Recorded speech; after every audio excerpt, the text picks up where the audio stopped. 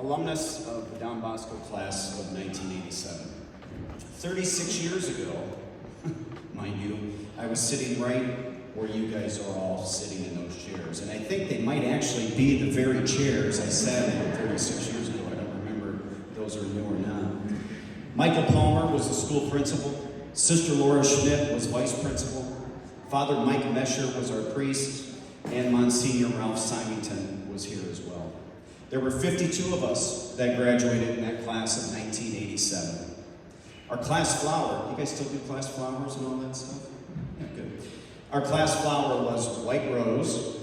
Our class colors were hot pink and silver because it was the 80s then and those were cool colors. Our class song was That's What Friends Are For. In 1987, our wrestlers won the state traditional title. Our girls softball and basketball teams won conference titles. Our boys basketball team made it to the first ever trip to the state basketball tournament.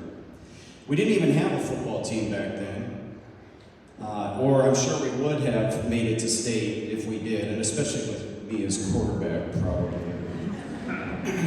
Maybe not.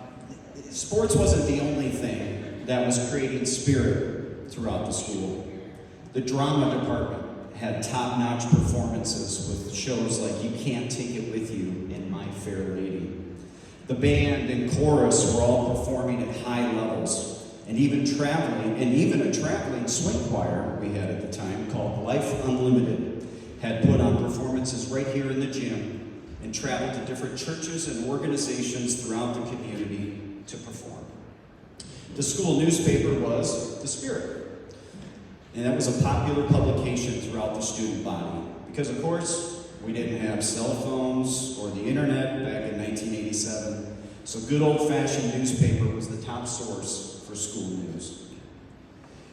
Now, back in 1987, we could buy jeans. Actually, I think they were called Union Bay jeans at the time for 25 to 30 bucks. A record album was $8.50. A movie ticket was only $3.50, and grabbing a hamburger at McDonald's was 65 cents, and if you wanted a Big Mac, I think you had to pay like $1.50 or something for it at the time. And the average price of a new car in 1987 was around $5,000. And the minimum wage in 1987 was $3.35. I'm often asked if I could go back to a certain point in history or a certain time in my life, where would I go? And typically, and truthfully, my answer is 1987, Don Bosco High School. I definitely want to replay that state basketball tournament game and pull off the win this time, so I want to go back and do that. But the spirit, the attitudes, the success, the friendships throughout the school were very positive experiences that propelled me to college, into my professional career, and in starting a family. I truly believe without all of the experiences that I had at Don Bosco in sports, drama, swing choir, school newspaper, and other activities, I wouldn't be where I'm at today. After graduating Don Bosco, I went to Marycrest College in Davenport, Iowa, and played basketball and studied communications. As much as I loved to play basketball and the success that our teams had at Don Bosco, college was just different. Those friendships and the spirit that we have right here in high school just weren't the same in college. I wasn't going to the NBA or anything, so I really focused and was determined to take on the opportunity to earn my communications degree at Marycrest College. I had opportunities there in college. I was on the campus radio station. I had my own show. I was a sports writer on the campus newspaper. I was a TV anchor and reporter on the campus television station. I had internships in college at the Quad City Times newspaper and at a local advertising agency. I found some time amongst all that to also have some part-time jobs, including a golf course, bartending at a dive bar, which I've frequented a few times. I also was a bartender at an exclusive private dining club called the Outing Club in Davenport, Iowa. And I even picked up a job, get this, I don't even know if they have them anymore, but I picked up a job as a DJ in a roller skating rink. Do they still have roller skating rinks? I could DJ for you if anybody wants to go. In addition to the internships I had and the coursework in communications, I was also involved in leadership groups in college that helped give tours throughout the campus, orientation to new students, and was also an RA in the dorms. So my first job out of college was at Jim Mudd Advertising in Cedar Falls, Iowa. Some of you maybe have heard of Mudd Advertising. They work with car dealers all over the country on their advertising. When I applied to work there, the only thing they had open was a shipping clerk position. Not that I was dead set on being a shipping clerk for the rest of my life, and not that there's anything wrong with it, but it was my first job out of college. I needed money, and it was a foot in the door with a national communications and advertising agency. Early on, I think I did just fine. I did a pretty good job while trying to get to know the other people in the agency, the other departments, how the whole agency worked. There were people writing TV and radio scripts, producing TV and radio commercials, designing newspaper ads and flyers, and putting together marketing strategies for these car dealers all over the country. There were some really talented people and some really cool things going on in 1991 at Jim Mudd Advertising. But then it happened. My first termination from a job. I still don't think it was my fault, but apparently someone shipped the wrong newspaper ad for a car dealer in Florida to, I believe, in the state of Colorado. So needless to say, this car dealer in Florida that didn't see his ad run in Florida and heard that it was shipped somewhere in Colorado, he wasn't very happy. So management came to me after they found out that this mistake happened. I still don't think it was my mistake. And they basically said, John, maybe this shipping clerk thing isn't quite for you. So I said, what does that mean? I'm fired? They said, well, not exactly. They liked all the experiences that I had previously in both college and right here at Don Bosco. And they saw potential in me, recognized my efforts that I was putting forth, and thought I'd be more suited for sales. I helped launch their newly formed direct mail division and became one of the top performers in selling direct mail advertising to car dealers all throughout the country. After a few years at Mudd Advertising, I had the opportunity to sell local radio advertising. But the catch was, the radio station wasn't even on the air yet. It was a brand new radio station coming into the Cedar Valley, and for those of you who remember, it was KKCV, the Hog 98.5 FM, hot country music in 1994. Kim was pregnant with our first child, JP, and we agonized over the idea of leaving a really nice job and going to a radio station that nobody could even hear. It wasn't even on the air. But we took a leap of faith and decided to go for it. I hit the ground running, made sales calls to businesses all over the Cedar Valley to sell commercials on a radio station that they couldn't even hear yet. And after a few years in radio, I received a call in 1998 that changed my life. The general sales manager at the time at KWWL Television wanted me to be on her sales team at KWWL. After meeting with her a few times and talking about this opportunity and talking to Kim about the opportunity, finally she got my attention and she told me the kind of money that advertisers spend on television compared to radio. So I gave it a shot. Kim and I weren't sure about making that other leap of faith. Our daughter, Adriana, was 1.5 years old.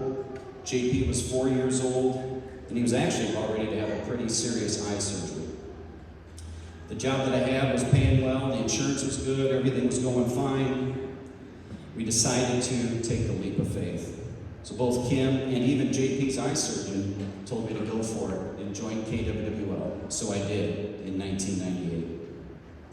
My first years at KWWL were great. I put in the extra time and effort to learn the business and to be the best that I could be.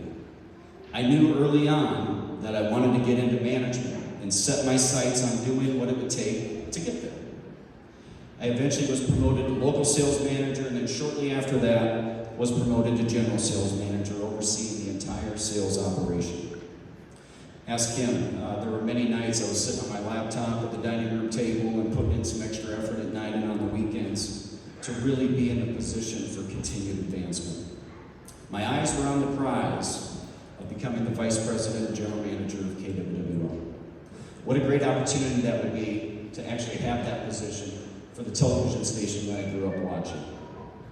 So after nearly 20 years of hard work, determination, and patience, I finally earned the position of Vice President General Manager in 2020. In addition, throughout that time, I knew it was vitally important throughout those years to be involved in the community and donate my own time to help nonprofit organizations. I served on the board of directors for the United Way, the American Red Cross, and the Grove Cedar Valley Chamber. I was one of Kim's best unpaid, that's right, you didn't pay me. I was one of Kim's best unpaid assistants when it came to helping with the Waterloo Catholic Youth Ministry program and also the campus ministry program that Kim led right here at Don Bosco. Giving back to the community and giving back to Don Bosco was important to me, and I served on several committees, volunteered where I could while the kids were in school, and helped run the Booster Club golf outing for many years. So why am I telling you all this? You aren't necessarily here today to get the nearly 40-year glimpse of John Huff's life, right? I say all of this to you ultimately to help you understand the opportunities that are ahead for each and every one of you. I share all of this not because I'm perfect, not because I've had the most illustrious career of all Don Bosco graduates. I'm far from that. I've made many professional and personal mistakes along the way. Some mistakes, just like all of us, some mistakes help you grow, help you develop, you learn from some of those mistakes. And other mistakes I wish I could just downright take back and that they had never happened. The path that I was on was never a straight line. There were people who were both positive and negative influences on me. And of course, there were those forks in the road where it wasn't always clear which direction to go and which decision to make. You've probably heard it from your parents, your teachers, your coaches and mentors, but I'm here to tell you today the same things they're telling you. First off, you are part of a Bosco community that shows up. The amount of volunteerism, donations, and support that has gone on in this community for decades is second to none. The community has supported all of you, and it will be your turn soon to give back and support whatever community that you choose to be a part of. Show up and make a difference in that community. If you are moving on to college or tech schools, do all you can to look for internships, apprenticeships, extra things that you can do during your education to continue to grow and develop. Find that part-time job, whether it's at a roller skating rink or not, to put some cash in your pocket and give you those experiences and the connections that you will need as you continue on down the path. If you aren't going to school after graduation, there are tremendous opportunities to find the job you want, or to volunteer with an organization you like, and to give back to the community that you are in. You've probably all seen it, but education, healthcare, restaurants, the hospitality industry, trades like construction, plumbing, electrical, are all some of the top industries right now looking for employees like you. Private owners in many of those industries that are at my age or even older are looking for a succession plan.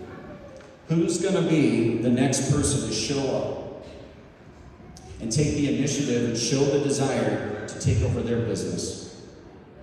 If you have that dedication, work ethic, and the patience, you could very well have opportunities presented to each and every one of you in a relatively short number of years, whereas many people in generations ahead of you might have had to wait 20, 30, or more years.